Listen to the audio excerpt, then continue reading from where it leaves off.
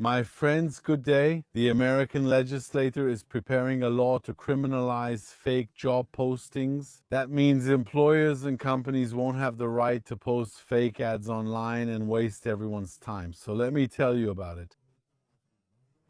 And the law is currently being developed in the United States. But the advantage is that from then on, it will become the norm because, quite simply, many American companies are also European. If they are no longer allowed to post fake ads in the United States, they will probably also stop doing it elsewhere. And probably other countries will follow suit and pass similar legal measures. Let me tell you about it.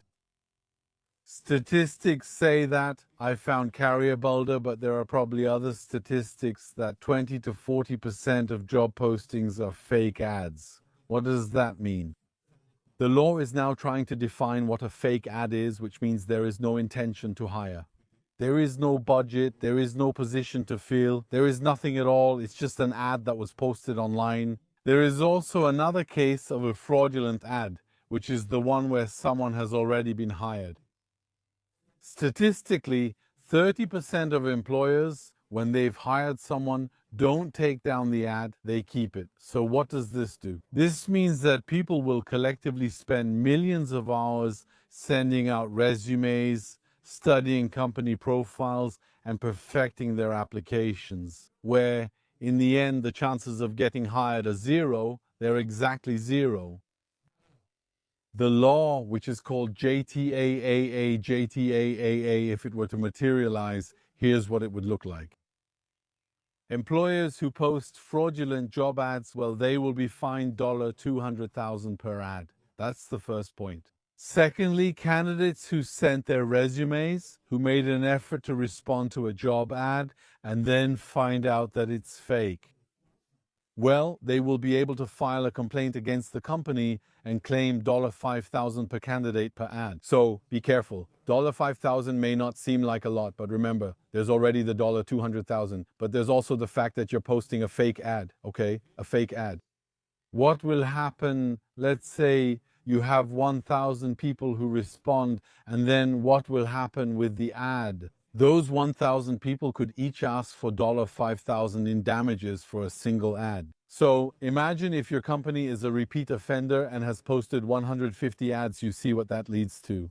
It could be a disaster, it could ruin a company. Actually, so it's a very good thing. I'll keep you updated when it goes through, and I really truly hope with all my heart that it will, because the market needs to be cleaned up. And so apparently if the law passes, the ad will be published, but there's a file behind it.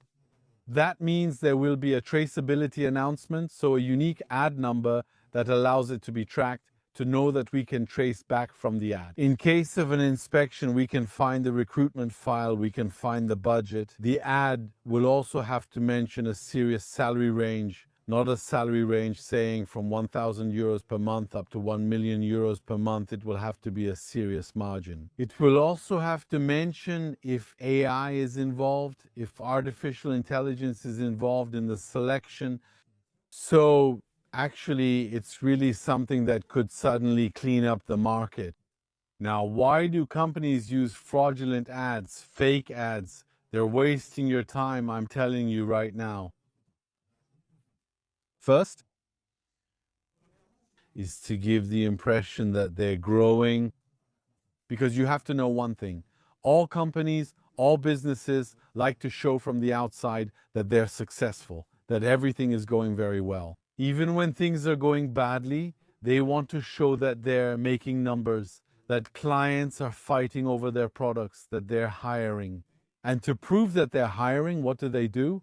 They flood the internet with job ads, but in the end, it never actually leads to anything. But in any case, on the surface, it gives the impression that everything is fine. Secondly, the other reason why fake ads are posted is for the databases. Sometimes companies will start by posting a bunch of different jobs, then collect resumes and put them into a database for later use, or to do market research, or to check pricing, or to see the demand for certain types of roles. This allows them to put downward pressure on their employees' salaries. Let's imagine, for example, let's say a software engineer with 5 years of experience. How much do they cost? How many are there on the market? How can you negotiate with those who work for you if you have no idea what the market is like outside? So what they do is they post fake ads for software engineers with 5 years of experience. Then they see if they get 1,750 resumes in 24 hours. What does that tell them? Does it tell them that the market is oversaturated? It tells them that if the guy over there isn't happy, they can just push him out the door. It's as simple as that, but let me tell you, there's yet another reason why they post fake job ads. And I've seen it in my life, and out of all of these, this might be the most vicious one. Let me tell you, I once worked at a company where we were overloaded, which means we weren't hiring, but the workload kept increasing because the company kept bringing in new clients regularly. Every time the client base increases, the amount of work will increase. The people who left weren't replaced. 2 or 3 people were fired, so we were slowly drowning. When I talked about it to my supervisor, what did he say to me? Yes, I know, I understand, I know what you're going through.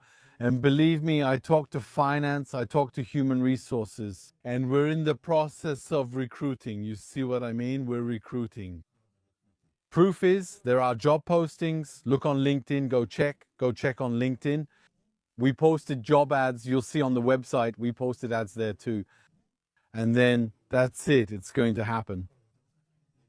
And actually, those are fake ads. By the way, in the study I mentioned at the beginning of the video, well, Karim Bulder says that, yes, there are human resources, people from human resources who stated that using fake ads increases productivity. It increases the productivity of the ads. So on one hand, because employees think that others will come to help them, so they'll hang in there, they'll put up with difficult conditions. But well, it's just the last sprint. By Christmas, we'll have doubled the size of the team. That's never going to happen. But there might also be a downside. It's like, in a way, maybe a kind of subtle threat. It's about saying or letting employees think. Anyway, look, we have open job postings. You saw the role you were hired for. You were hired for this role, right? Okay, so no, it's still open. You see what I mean? You're on probation, aren't you? The job posting is still there. We're still listening to the market. We're still collecting resumes. That means if you slack off, you're out. We'll bring someone else in. That's it. You see what I mean? And for them, that increases efficiency. It increases productivity. In any case, productivity is what we call the intensity of work. They try to make people work more and more for longer hours, but also more and more intensely. In China, they even went as far as monitoring employees in offices with cameras equipped with artificial intelligence. That means if you stop moving, your manager is notified. We'll talk about that another time. In any case, if the law passes, and I hope it will, I'll tell you about it in another video. See you very soon.